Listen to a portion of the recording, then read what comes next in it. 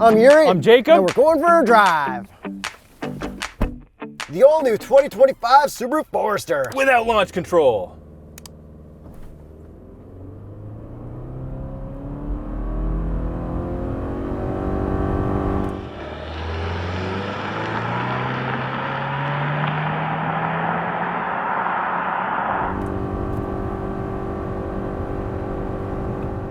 Heck yeah. Just got to the speed limit. Horsepower and torque. 180 horsepower, 178 pound-feet of torque from a 2.5 liter four-cylinder boxer engine. You know, kind of slow. I wish they updated the powertrain. That is not one of the major updates for this generation. Let's see if I'm going like slow or at a stop sign, I just floor it. That's better. That's better. That felt better than the launch control, but then it simulates gears. That's right. So the only way to get it to not simulate gears is to brake boost it. Which makes it feel slower. Yeah, I don't know. Anyways, what's new with this thing? The whole body is different. It is. It looks, I think, pretty good, actually. Kind of looks Explorer-ish to me. I don't know why, maybe just from the front angle. But I do like it. It's got a flat gray paint, maybe with a little sparkle to it, but it's still pretty much flat gray. Yeah, nothing is memorable if I had to describe this vehicle, but it's also not bad looking. Yeah, Subarus are blending more and more in with just the background. Yes. But like the last one wasn't that good looking either. No, but this is definitely better, I think. Oh yeah, a lot better looking. I think one of the things that I do like are the wheels. They're not like the coolest design, but they're not cool in any way. I would agree with that. However, there is a sport trim which gets like bronze wheels, which I actually think these are better because the bronze is a little weird because it's not that traditional Subaru WRX gold. Yeah. A little strange. Yeah, and what would be the Continental recommended tire for a Forester? That would be the Cross Contact LX25 or in the winter, the Viking Contact 7. I just sold the Viking Contact 7s on rims from my Subaru Forester that I bought from my brother that had a blown engine. Oh, can we have a little update on that financial situation, Yuri? As a wise man once said, I will never financially recover from this. So I got a couple $100 back from the wheels, and then I got a couple $100 from scrapping it, a couple $100 from the video views, which weren't that great. So I should have just let my brother sell it to the dealership, then he would have got paid less money in taxes. It was bad in every way for your enjoyment. And to backtrack a little bit, in case you guys didn't watch that video, because nobody did, Yuri tried to make some money back on a trade-in of a Forester from Yuri's brother, who is our editor. Yeah. And it did not work out. No, he got a CRV. Turns out that engine was blown. Yeah. So he's got a CRV now, and then my mom and stepdad also got a CRV. My dad is looking to get rid of his Impreza to get a CRV too, so my whole family just switched to CRVs for some reason. And even though Subarus are one of the longest lasting cars on the road, Yuri? Yeah, not in the Tershin family. Anyways, if you're looking for a CRV or a Subaru, but probably a CRV if you're a Tershin, hit up tsp.truecar.com. Discounted price offers. So then back end, same looks, just normal. The taillights are like a little cooler, I guess. Yeah, taillights are not bad at all. The funny thing is the exhaust tips. So yes, it's like the left exhaust tip, the punch out is just like ready there for the sport models. Let's listen to it. From the outside.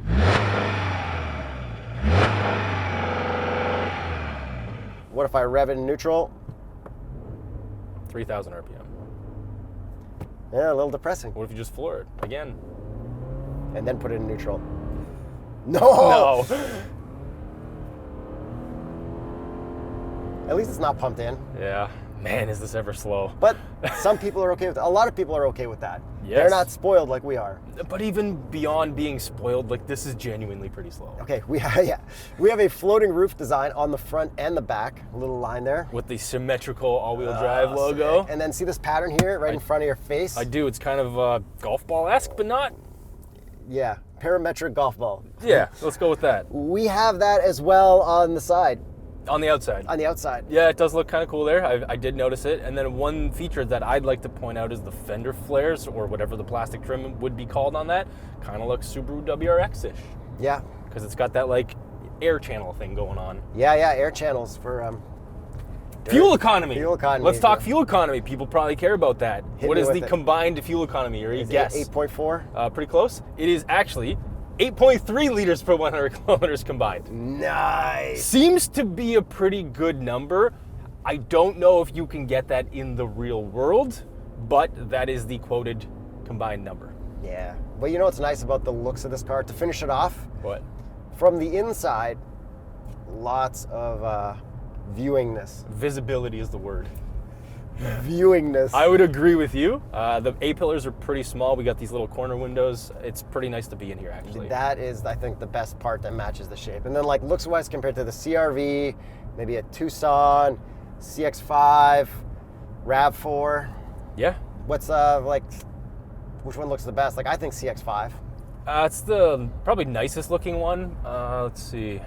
CR-V is pretty nice, though. I'd like the new one. CR-V is nice, too. Yeah. But then CR-Vs and RAV4s are going to get stolen right away. Yeah, I don't know likely. if Subaru Foresters get stolen as quickly in Toronto. I don't think they're as desirable in Africa. Play the clip it was a Quebec car. A Corolla stolen from Quebec Yeah. on a makeshift like raft in Nigeria.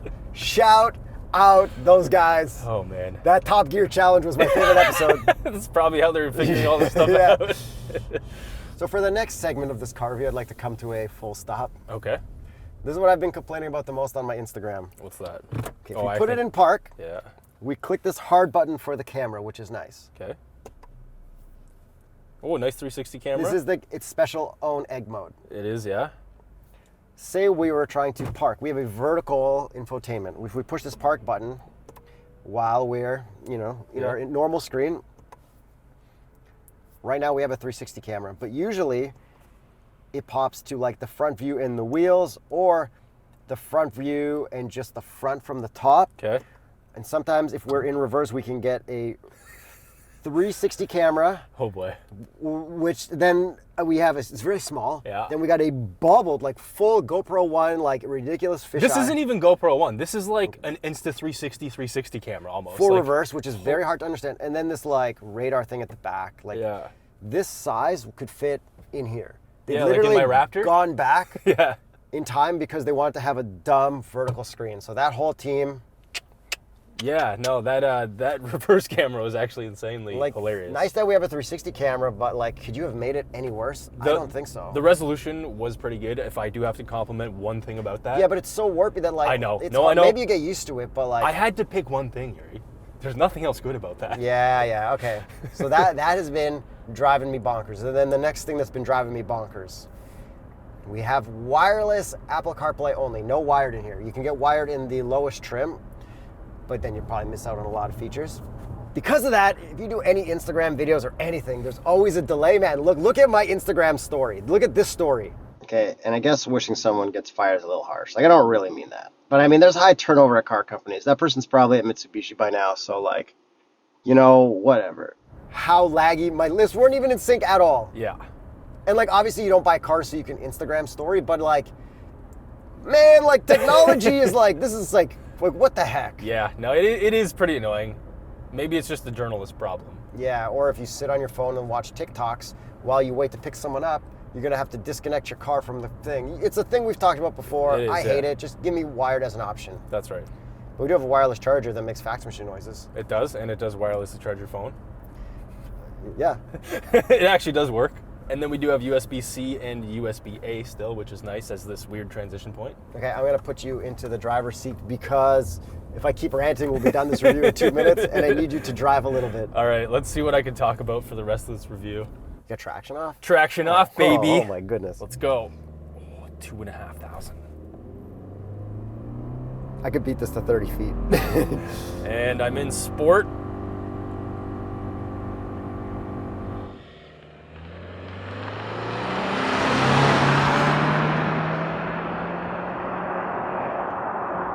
Yo, pinging off the Speed limiter, pinging off your limiter for CVT is good. I love that. It's fun. It's kind of hilarious. Yeah, this thing is like honestly painfully slow. Like I'm just gonna floor it going from like a normal Is the speed. sun in your eye?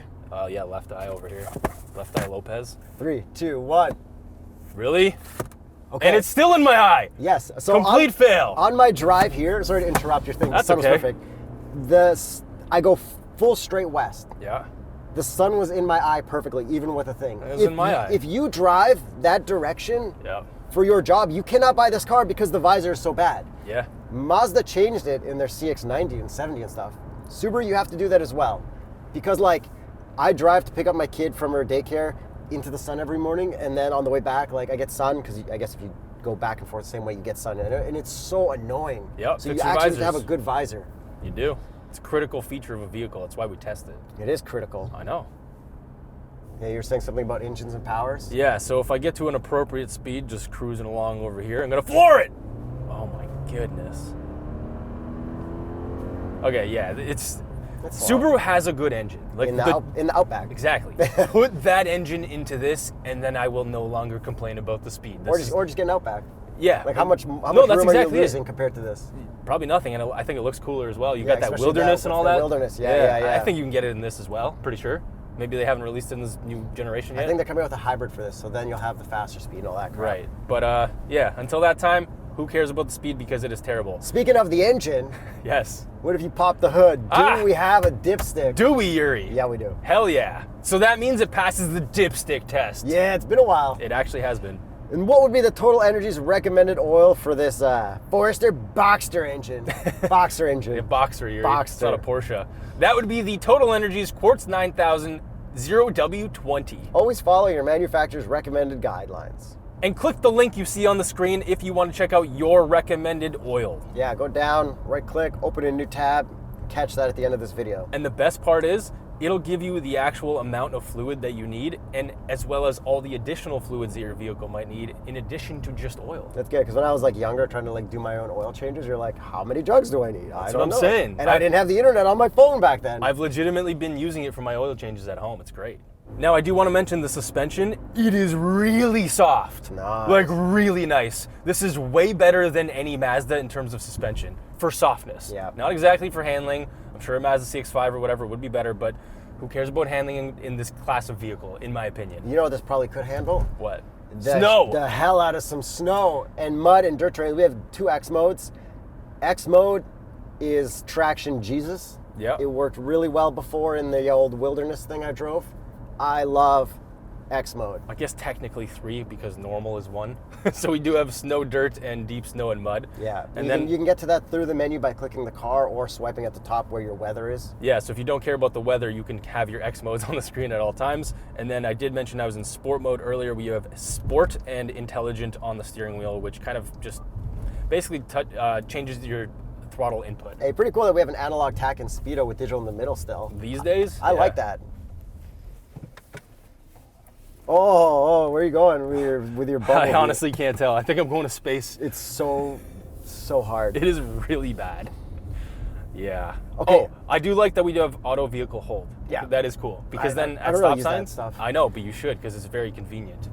I just put my foot on the... Yeah, but then you don't have to. If you then- have like a really long light. So then you're gonna have to dig through the infotainment when you get out of the car wash so you don't auto vehicle hold to get that nice full dry cycle. I wouldn't be super hard on the brakes. You lose your man card if you don't perfectly time the whole dry cycle. You're right. Let's pretend we're in a dry cycle.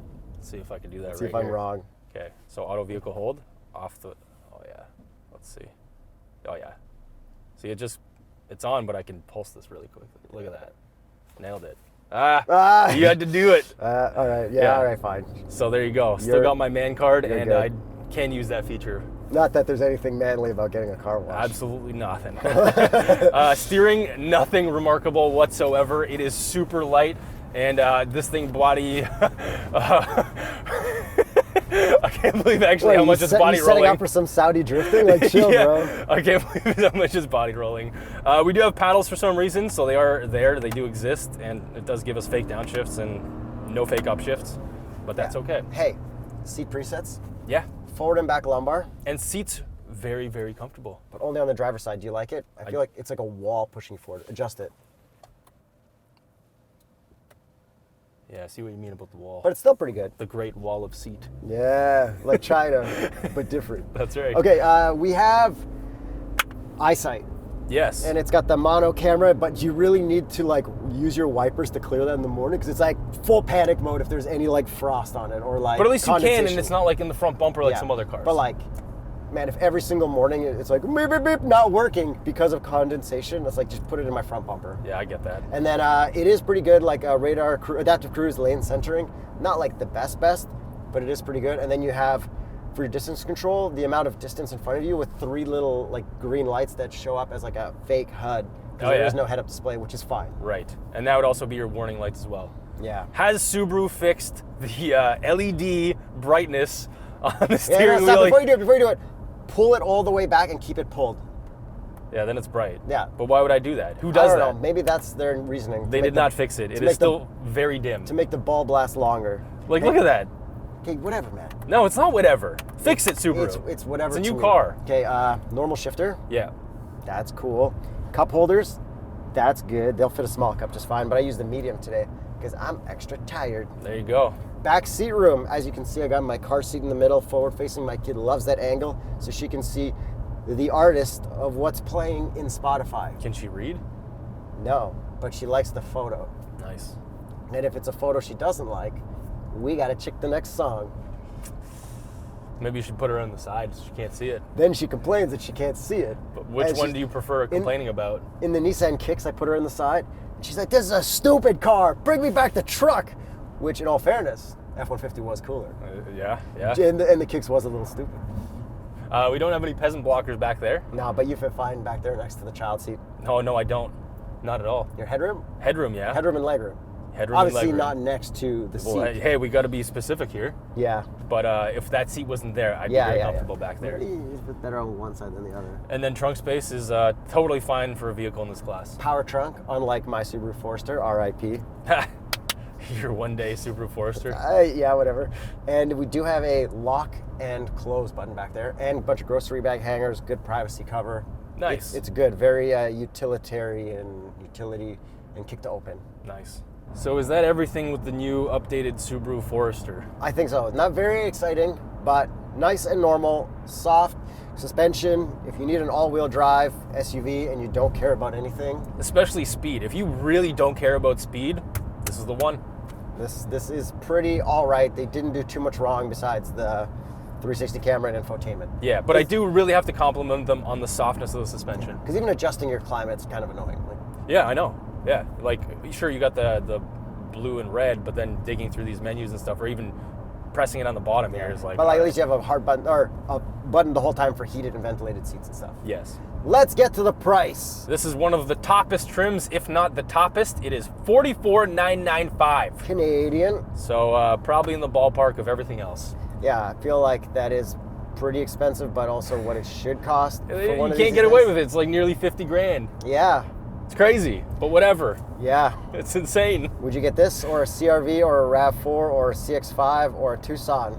I would personally get any of the above other than this. I'd stick with the Mazda family. I feel like I like all that stuff a little bit more. I hate the seats in Mazdas, and I find the suspension a little bit too stiff. But I can't do this hate the lack infotainment. of speed, and I don't like the infotainment. Yeah. I would probably go with the Honda. And well, Hondas, we get in Toronto, they get stolen. The fact that like my family got Hondas, I'm nervous for them. Yeah, but I'm not, so I'm giving you my answer. Yeah. There you go. Let us know what you guys would take. Would you buy this thing? Apparently people buy it. I believe it's one of Subaru's best-selling vehicles. So maybe other people don't have a problem with it. Well, that's why I got rid of the WRX STI. More room for Foresters on the That's right. factory floor. Forester STI, let's go. No. Forester, less power and more CV.